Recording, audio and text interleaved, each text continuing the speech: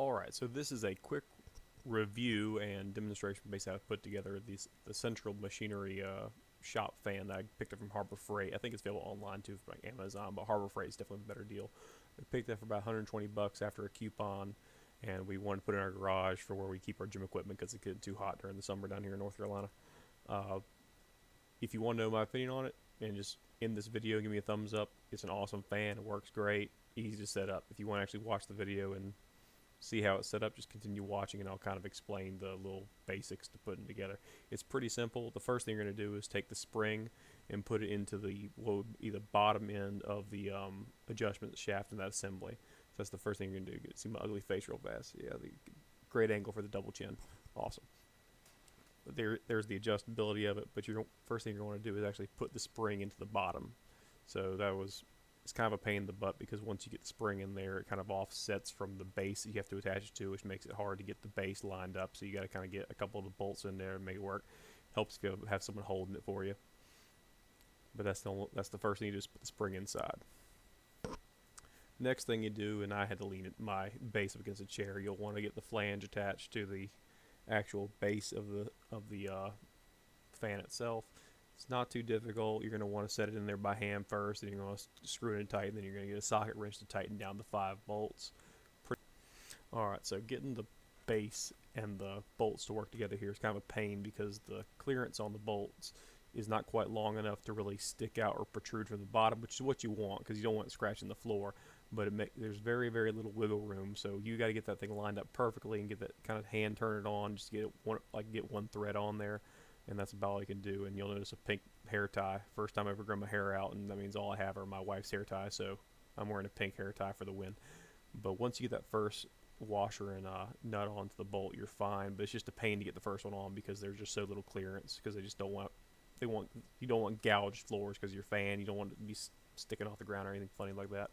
So once you get these on there, all you got to do is take a socket wrench and just kind of tighten it down. The screwdriver is a Phillips head. They use Phillips head, or you can just use I think it's 5/16 for the bolt head. Don't quote me on that. And from there, you just got to tighten it down.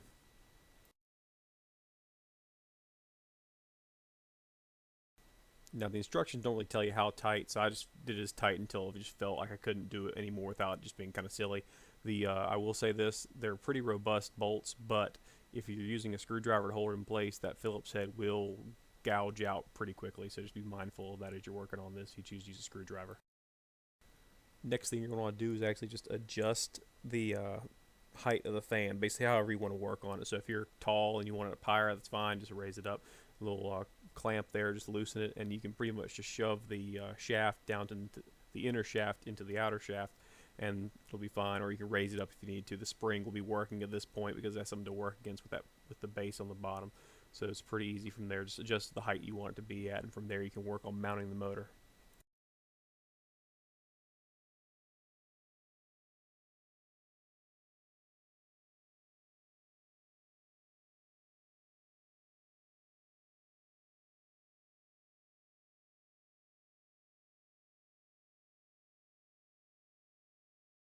Alright, so now we got to mount the motor on this thing. It's not terribly heavy, so it's not too cumbersome. The big thing is just get that first major bolt in for that. Just goes in the top hole there.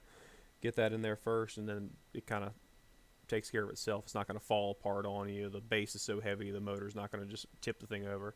And there's the bolt and the washer, and I call them crush washers. I guess you call them spring washers. Get those set in there. The big thing is make sure that you keep the adjustment handle on the same side as the bolt top. That's where you want it to be. That way it avoids clearance issues, and it's just a little better looking for one thing. So once you get that on, I realize I'm blocking with my big meat fist there, so we're not able to see what we're doing here, but you're just putting on the washer and bolt, and you'll see when it's done what it looks like. Alright, so we hand tighten it down real fast just to make sure it's not going to fall down on us, and from there you can tighten it with the socket. If you want to avoid tightening with the socket, you can just put in the adjustment bolt first. If you want, it's really up to you. It's a dealer's choice there. It's not really essential to do it first or second, just as long as you make sure everything's tightened. As far as I could tell, as I tightened the main assembly bolt for attaching the actual motor to to the base, it didn't get super tight, so that wasn't a big deal. Alright, now that we got the motor on, next thing you do is put 4 washers on those little protruding bolts that go on to that actually mount the cage to it. So that's the first thing you do. I will say this, as I was working on it, I noticed that there were already bolts on it. Those attach the actual motor plate to the motor, so don't mess with those. It's not going to sit flush. That's why the washers are kind of double layered. Next thing you do is you just take the cage, you put it on, and you're going to see me struggle because I'm trying to do this for the camera's sake and make it as best for y'all as possible. The end result being I can't see what I'm doing, so I'm kind of guessing where everything is. And then I come around and kind of fix myself and do it the right way and just make sure I can see everything that's going on. And make sure you don't, and you can't really flip them around. You're not going to accidentally put the front cage on the back. They're not interchangeable, so don't worry about that. Just make sure that the cone of the cage is shaped in a way that obviously works for the fan. It'll be pretty obvious once you look at it. If it aren't obvious just from how fans look in general.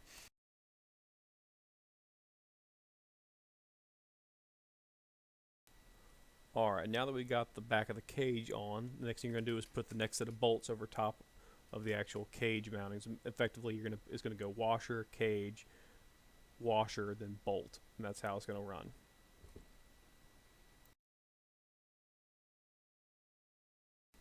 So washer, cage, washer, then bolt. Once you get the bolts on there, take a socket, tighten it down. This is a portion of the fan that is prone to vibration, so you're going to make sure this is good and snug so it won't move later. But it shouldn't be too big of a problem even with the fan moving as fast as it does. But this area is prone to vibration, so just keep that in mind. Don't kind of skimp on, don't leave it snug, leave it tight.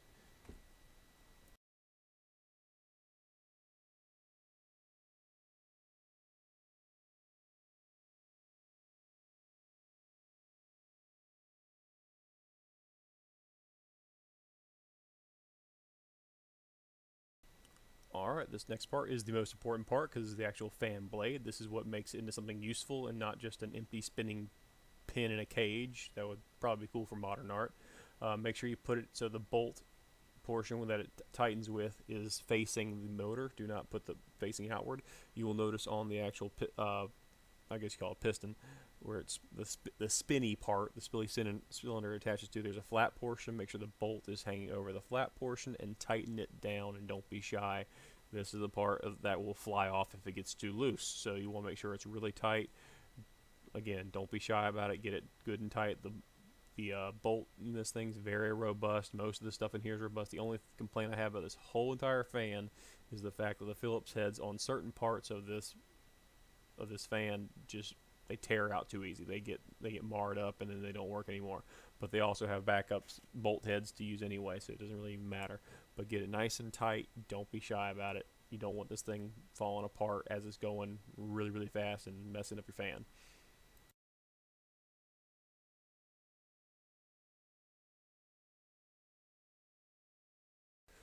So once you get it all tightened down, you give it a test spin, and then you're basically ready to go and put on that last, the front portion of the cage, and then you'll be good to go with your fan.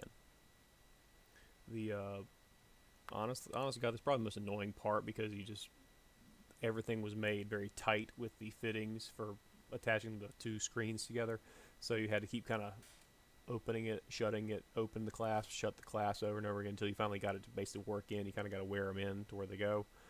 There's a clip on top, so there's no way you're going to mess up getting this thing off center, so you'll hit it right and it'll be level and look really good. The big thing that bothered me, honestly, was the fact that I think it's the effect the fan was going for. The spokes on the back cage and the spokes on the front cage don't line up perfectly, and I think it's kind of designed to make that each spoke relative to the back spoke look kind of like an air bubble or even like its own little fan blade. It's kind of weird. I didn't really like it very much. But that's I guess a nitpicky kind of gripe because it doesn't affect the functionality of the fan. But after that, you're good to go and your fan's done, and you just plug it in and you're set.